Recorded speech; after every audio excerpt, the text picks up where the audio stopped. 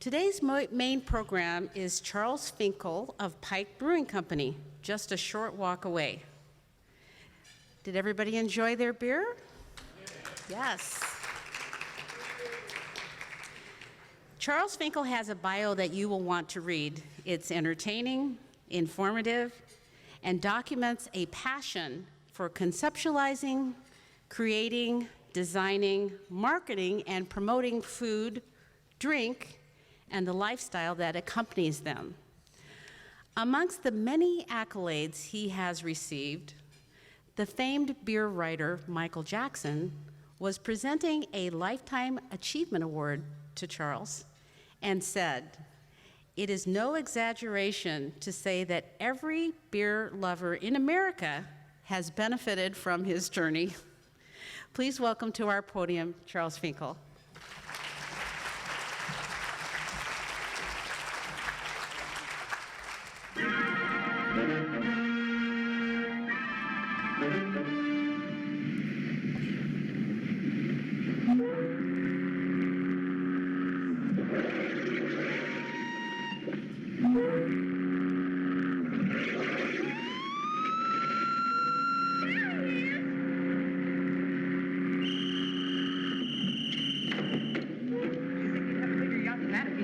That isn't a yacht, that's a tender. What's a tender? I said half. It was Pike. So what? Go put on your shorts. Is he rich? As the purser so picturesquely put it, he's dripping with dough. You'd almost have to be to stop a boat. What does he own, Pike's Peak? Oh, no. Pike's Pale. The ale that won for Yale.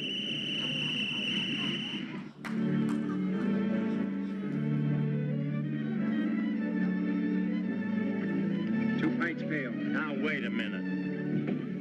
6 more Pike's Pale, make it snappy. What are you trying to do, embarrass me? We're all out of Pikes. Work them over on something else. They don't want nothing else. They want the ale that won for Yale. Rah. Well, tell them to go to Harvard. Come on. Now, how many times do I have to tell you? 4 Pike's Pale. Now, listen. By the way, my name's Pike. Oh, everybody knows that. Nobody's talking about anything else. This is my father, Colonel Harrington. My name is Jean. It's really Eugenia. Come on. What were you doing up the Amazon? Looking for snakes. I'm an ophiologist. I thought you were in the beer business. Beer, ale. What's the difference? Between beer and ale? Yes. My father'd burst a blood vessel if he heard you say that. There's a big difference. Ale's sort of fermented on the top or something, and beer's fermented on the bottom, or maybe it's the other way around. There's no similarity at all.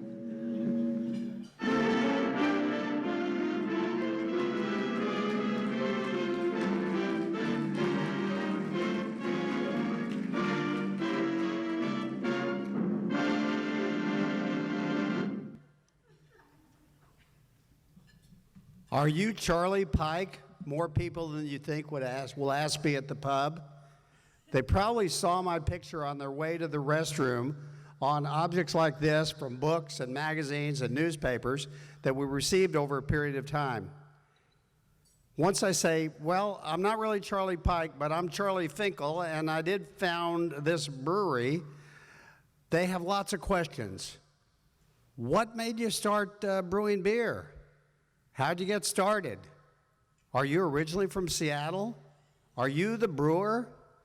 Well, actually, they have more questions than I have time to answer, though one question that they inevitably ask me is, can we take our picture with you?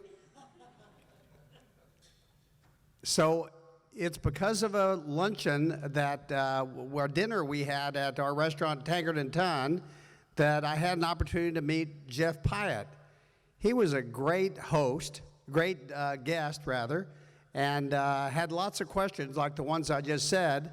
He's an enthusiastic individual, and he was curious about a lot of things, including about me.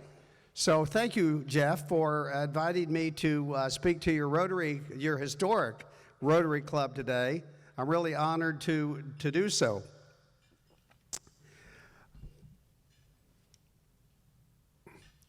My family moved from the Bronx in New York to Broken Arrow, Oklahoma in 1947.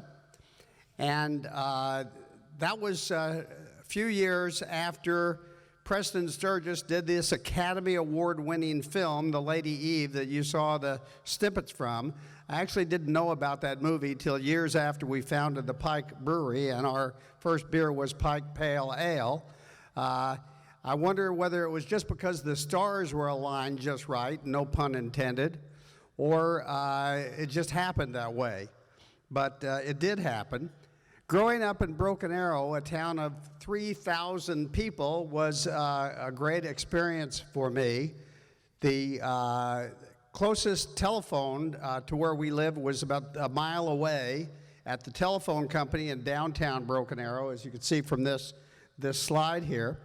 When I was growing up, the first thing that people would ask me when we met was, what church do you go to? So I would say, well, I don't really go to church, I'm Jewish. And they would say, a question that I've ecclesiastically pondered ever since, do you all believe in dancing?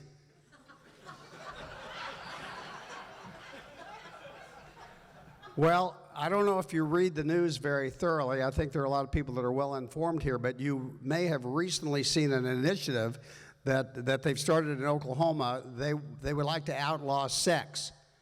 That's right, they said it could lead to dancing.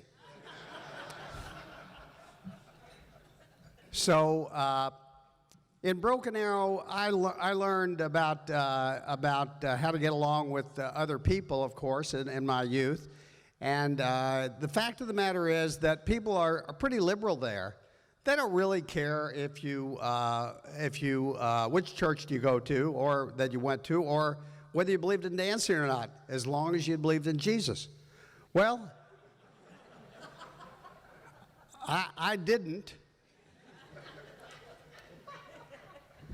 But before they determined that all Jewish people had horns, you see here Michelangelo may have agreed that we got to be friends, and any differences that we might have had were erased at that time. And I still maintain a relationship with a number of my friends from grade school and high school, in spite of the fact that we probably don't vote exactly the same way.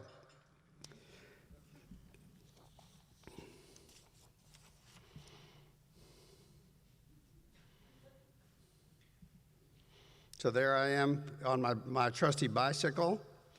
How do you happen to get started in beer? That's a question I'm always asked, and I revert back to my youth, and they know I'm from Oklahoma, and they say, well, didn't they have prohibition in Oklahoma?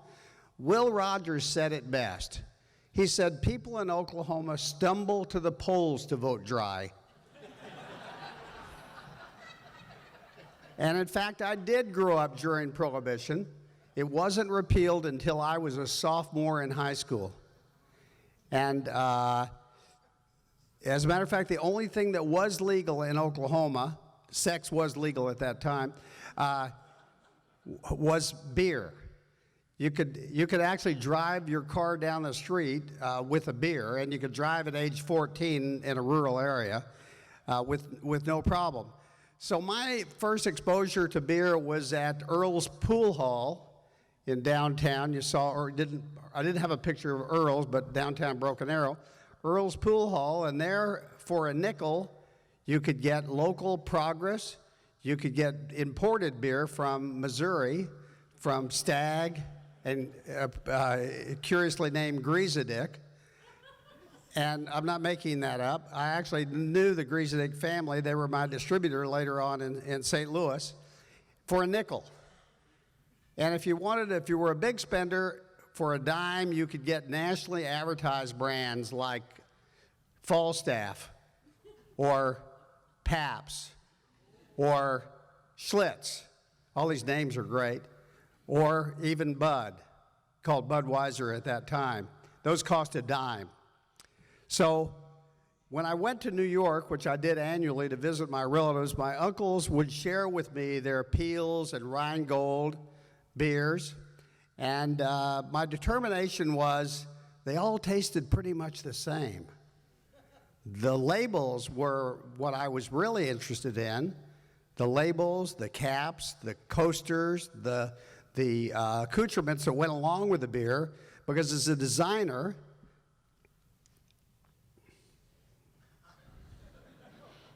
the popular sign in certain parts of Oklahoma,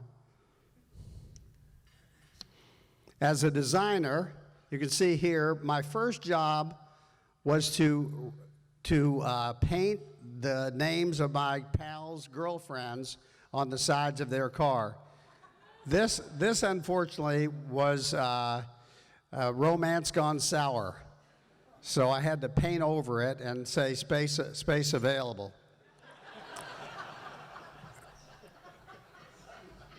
I was then, and I am now, enamored with communication through letter form.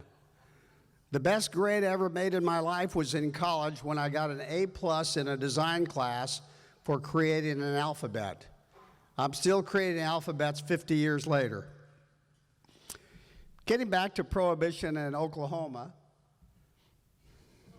that's not me, but that's a painting that I did at that time. Getting back to Prohibition in Oklahoma,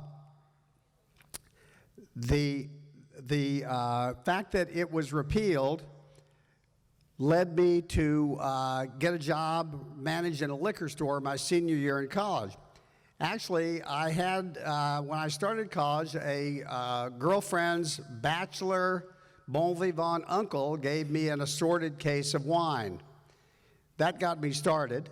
My family didn't drink wine. In fact, my family were normally law-abiding citizens.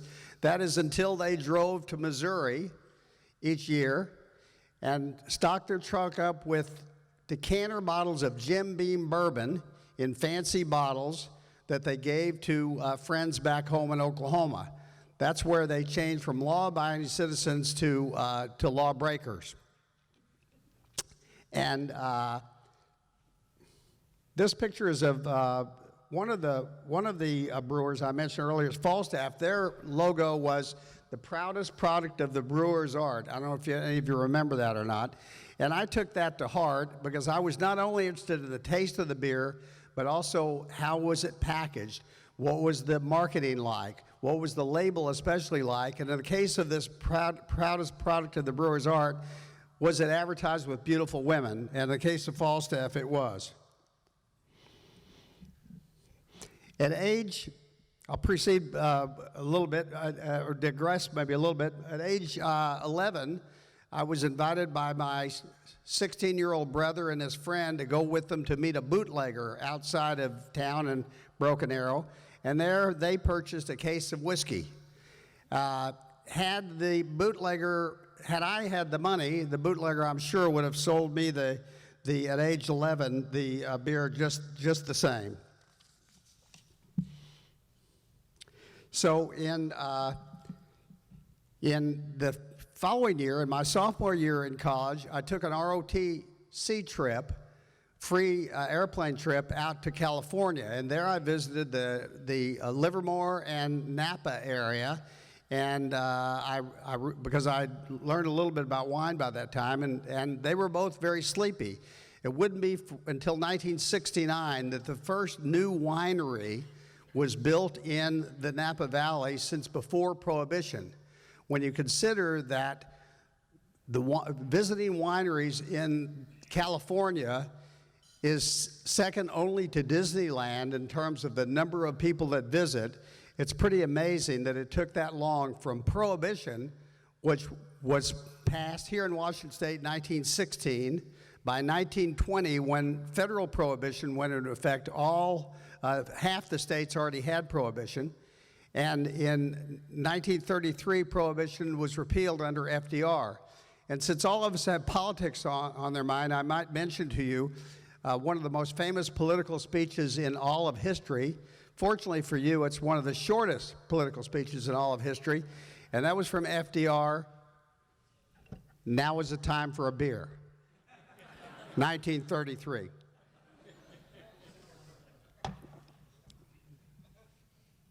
So I went to California. I learned a little bit about wine. Then in 1964, between my junior and senior year in college, a friend and I took one of those, it's Tuesday afternoon, it must be Belgium type trips to Europe. We visited everywhere. We drank ale in pubs in England. We drank wild and fruit beers in Belgium. And we drank lager and wheat beer in Bavarian beer halls. So we came back home, and in my senior year in college, based on my interest, I got a job managing a liquor store. And while I was at the liquor store, I learned as much as I possibly could about wine. 5 more minutes? Yeah, I learned as much as I possibly could about wine. And so that led me to a career in the wine business, which was illustrious, if I do say so myself. Among the things that I accomplished is one day I was in California selling imported wine, and I called on a retailer that had a case stacking of Washington State wine, Saint Michel wine. They called it American at the time. And I asked the retailer about it, so he kindly opened the wine for me to taste, and it was, I said, mon Dieu, phenomenal. So he gave me the name of the owner, the manager of the winery, Victor Allison, here at American Wine Growers in Seattle. I came up and visited the next day. It was at a very romantic location on East Marginal Way South between Kenworth Truck and Boeing Development. And to make a long story short, I became the sole agent for the U.S. for Saint Michel wine and the de facto marketing agent for Washington State wine throughout the United States, since there were only 2 wineries in Washington State at the time. There are now over 1,000 wineries. So I stayed with the winery for a while. I helped build the winery. I designed it with architect Chester Lindsay. And after 4 years, I decided once again to start a company, and I started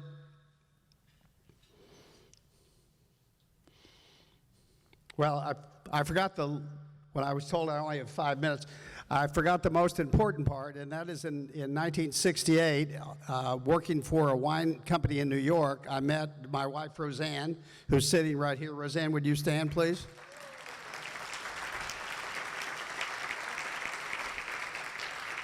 So last December, we celebrated 50 years of marriage. Here we are in Bride and Groom magazine. I started the company Bon Vin. That was the company that distributed Saint Michel. This is what Saint Michel was at the time that we met, Nowico wine. That sounds more like a mouthwash than a wine. And this is what Saint Michel looked like when I first tasted it. It was called American because they thought that people wouldn't buy a wine that said Washington State. Here we are in a book that was published about Saint Michel at their 50th anniversary. In 1978, I started a company called Merchant of Anne, and shortly after I started the company, I discovered this book, The World Guide to Beer. It was the equivalent of Charlie Pike, who was hunting snakes in Africa, the people that he met, discovering the Bible. I discovered The World Guide to Beer and answered many of the questions that I had. And so, in retrospect,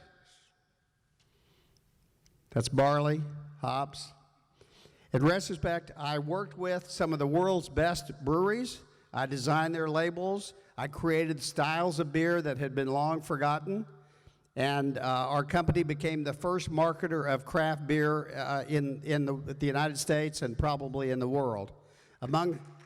Thank you. Among the breweries I represented were the oldest brewery in Yorkshire, Samuel Smith, Turquoise House, the oldest castle in Scotland. This is Michael Jackson, the author of that book. Here he is with friends in Seattle. Pecos Müller in Münster, Germany. And then in 1989, I decided, since I was lending marketing assistance to breweries in Europe, I should start my own brewery. So we started the Pike Brewery. The band that owned Iger Brewery, this one, tapped our first keg. I also am the only Jewish person that's likely to talk to you today that represented a Catholic monastery that brewed beer, Orval. There we are in the brewery. We inherited with the brewery some particularly great history. One was Nellie Curtis. She was the madam of the LaSalle Hotel, which is now where they ship the fish in the Pike Place Market. This is a painting I did depicting what life was probably like at the LaSalle.